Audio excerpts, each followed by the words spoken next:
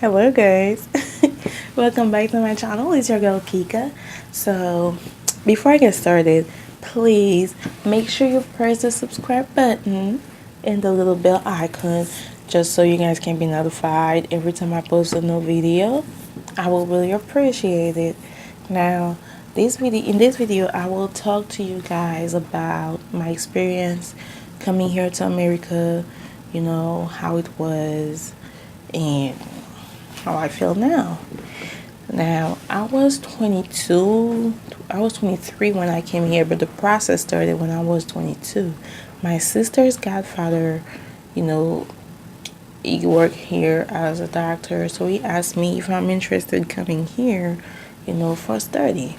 But I'm sure maybe him and my mom and my dad, they had plotted this against me, against me. I don't know why. But he asked me about being young. I'm like, yeah, why not? But I had mixed feeling. One day I'm like, yeah, sure, right now. I want to get away from this house. And the next day I'm like, no, I'm not leaving my boyfriend, in the comfort of my own house. Mind you, I had my car, I had a job, I had a boyfriend, I had my family around me. I'm not leaving all that. No, I'm not going. So it was like some days I had this feeling and other day I had that feeling. So it wasn't an easy decision because it was five of us. He applied for five of us to have, like, he told us it was a scholarship. So we decided to come. So everybody else is all excited they coming to America. And I'm like, I was the last one to get everything ready. And when I went to the interview, I got approved. So I remember the day that I had to literally go to the airport, into the airplane, and come here. The day before, my boyfriend at that time gave me a promise ring, and the next day, him and my mom and my dad, they dropped me to the airport, and I'm like, within myself, I was like, man, do I really want to do this? Going to a whole new different country, not knowing nobody, just myself, leaving my family behind. I don't know what it's like. I don't know how life will be for me. But I'm like, I'll take the chance and I'll go. I was pretty sad, leaving my boyfriend, you know, and my mom and my dad. I was pretty sad. So, but I did it. I remember getting on the airplane, which was another scary thing for me because that was my first time getting on an airplane and watching movies where I see airplanes being crashed on the news and everything. I'm like, I was paranoid. Hell. So while I was sitting by the window. I had the chance to do that. So there was a couple sitting next to me. I think they were coming back from a missionary trip. They came to Haiti for a missionary trip. So the man started talking to me in English. A full sentence. I could understand what he was saying, but hell, I don't know all the words inside that. But I try my best. Given that they teach us English, in school. I'm like, let me try to take my skills out and see, try to answer him. The man had no clue. The man had no clue what I was trying to explain to him, and he finally said, "Okay, don't worry, I'll figure it out." And in the back of my mind, I was like, great. And so the airplane took off. I remember, having that weird sensation, like, ooh, it was weird. So we had to stop in Florida, waiting for another airplane. And I got to Florida airport, seeing nothing but white people. And when I finally made it to Chicago, holy cow! It was so darn cold. My sister's godfather's wife came to get me, and I guess she assumed that I wasn't gonna bring no coat. It was snowing outside, and all I had on was a jacket. So, luckily, she brought me a coat. Guys, on my way out that airport, stepping outside that airport to walk to where she parked her car. I swear, I swear, it was so darn cold. I felt like my nose, my ears, my fingers. I felt like somebody would just cut them all out. Like it was freezing cold. Like I've never.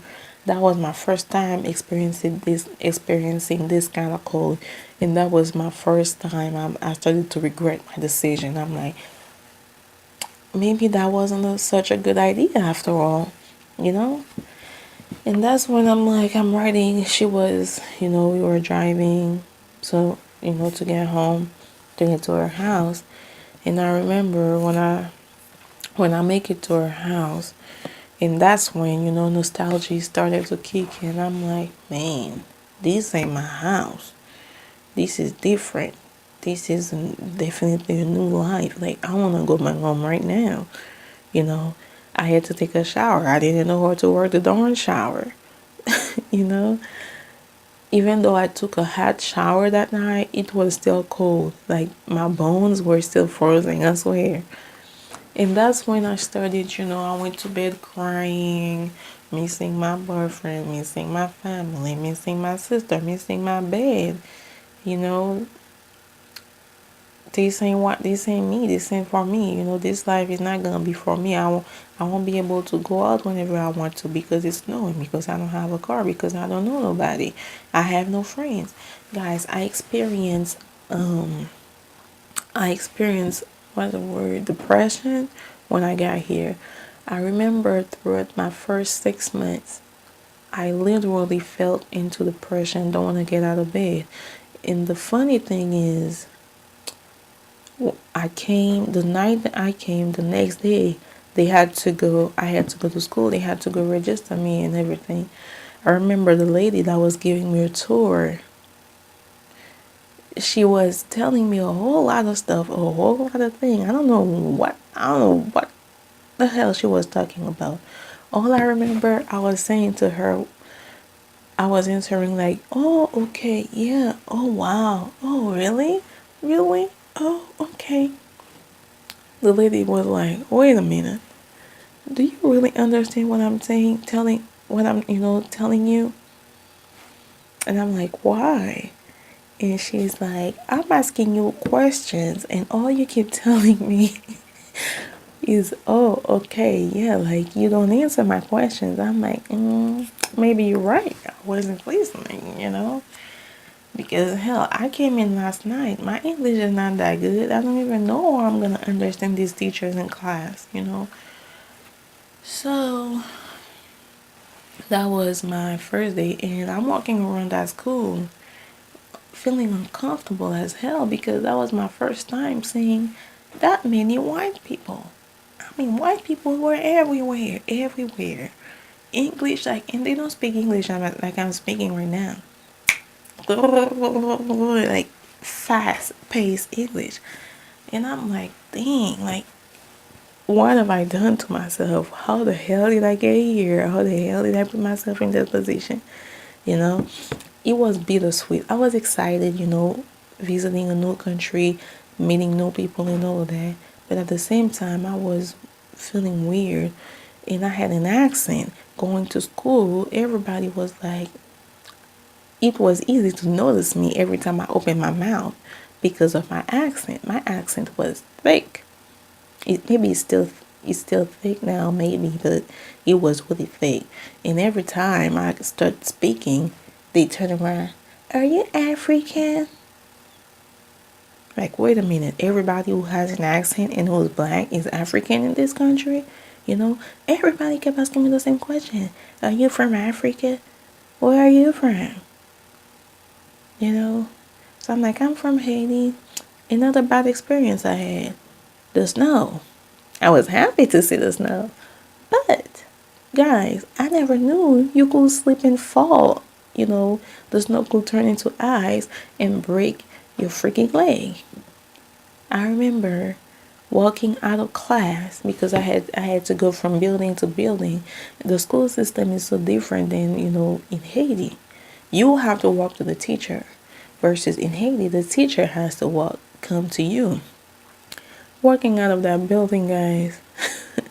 Next thing I know, I'm on the darn floor, on the cold ass floor, falling because of the ice. I felt so embarrassed. Other students had to come. They were nice enough to come and help me getting up and everything, but that was an embarrassing moment. Um, but yeah, it was. I didn't like it, and I started eating all the food. I didn't the food I could. Another embarrassing experience. Vending machine. I don't know how many dollars I've lost on vending machines because I didn't know how to work that thing, and I was too embarrassed asking people how to work it out. I wanted to figure it out on my own. Another bad experience. Elevators. You know, I watched too many movies where people get stuck in an elevator. And I always took the stairs. I always want to take the stairs. If I have to take the stairs, I'll take the stairs. And if I have to take the elevator, I don't care how late I'll be in class. I'll have to wait for someone to get in there with me, even though it was another thing because I'm like, what if he's a psycho person, you know? But coming here, I experienced a whole lot of cultures, culture shock, culture shock, because I'm like, dang, that's how she comes to school with a shirt and skirt on. Oh my god, all that tattoo. Oh my god, all these piercings. Oh my god, oh my god, oh my god. Oh my god, they kissing in the school. Oh my god.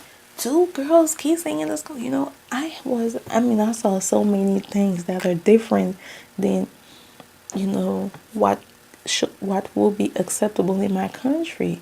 So everything was like, oh my god, oh my god, oh my god, they're smoking. Oh my god, oh my god, oh my god. All these things that I haven't seen in Haiti and I started seeing here.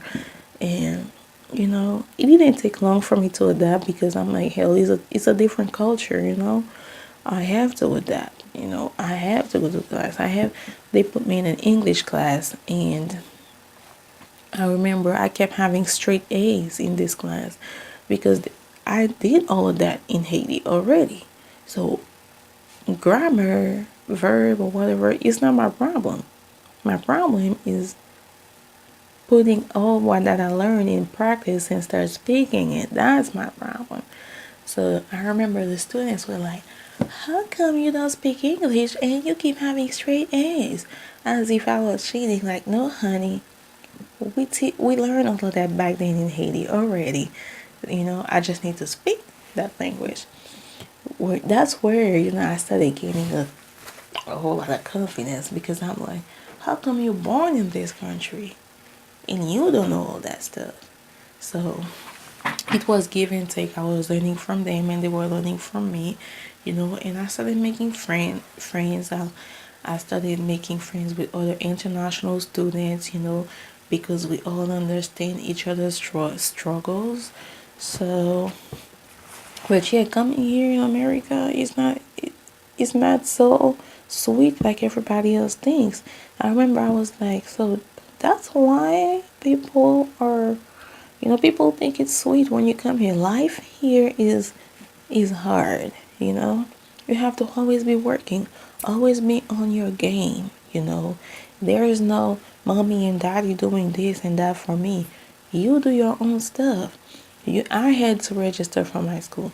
I had to worry about my books. I had to worry about this. I had to worry about the clothes I put on me. Back in Haiti, it wasn't like that. So it was a whole slap in the face. Life was telling me, get up, wake up. I've grown a lot. I've grown a whole lot. I've learned a whole lot. I met my husband here. He's from here. So I've met my husband, I have a child, and now everything is different. Things that used to shock me before when I came here, it's not shocking to me no more because I'm used to it. The language, I'm getting pretty okay with it. I can make a full video in English right now. I remember every time I had to write an essay, I had to, write full pages in Creole first, then go to Google Translate and translate that thing. And when I met my husband, he was like, no, don't think in Creole. Try your best to think in English. And I started practicing with him, and I got better. Everything. One thing I learned being here: struggles don't last always. I remember calling my mom in tears, like, I want to come back home. I don't want to stay here. I'm depressed here. I don't know nobody. I ain't got no friends. I can't go out because it's so cold outside. I remember my first summer here. I freaked out because I'm walking out of class. I had to hurry up and go back in because I thought I was losing oxygen. Lucky for me, I told my friend, something's wrong with me, and I ain't got no insurance. So I'm like, I need to go to the hospital because I'm losing oxygen every time I walk out. And she was like, no, girl, it's the humidity, because it's summers. I guess the ground, I still don't understand. I think from all the snow. So you know how sometimes you put, like, when you ironing your clothes, and you like spray water on your clothes, and then you put the iron, straight on the water, and you can see the steam coming up. I think that's what's happening from all the snow that has melted, and then the sun coming out is kind of drying up all that water, so it's steaming. So that steam make you feel like you're choking, like you're losing oxygen, about to die. I didn't know that. I was like, is there a beach around here that we can go and have some fun? They look at me like, girl, you need to wake up from that dream because there is no beach around here. That's another thing that got me depressed. I'm like, how the hell did I end up here? From Haiti to here, from going to the beach almost every Saturday to no beach at all. From, I had to learn the hard way. So I was mad. I was happy. I was mad at my parents for a little while for not, letting me grow up a little bit before getting me here. I feel like I wasn't prepared for that life. I had to grow up really quick coming here. So that was my experience coming here, from Haiti. My experience as an international student. So let me know if you guys are from a different country. What have you experienced? What are your life struggles coming here to America? So thank you for watching. I really appreciate it, guys. Make sure you press the subscribe button and thumbs up, and comment down in the section down below your experience. Alright, see you guys in another video. Love y'all.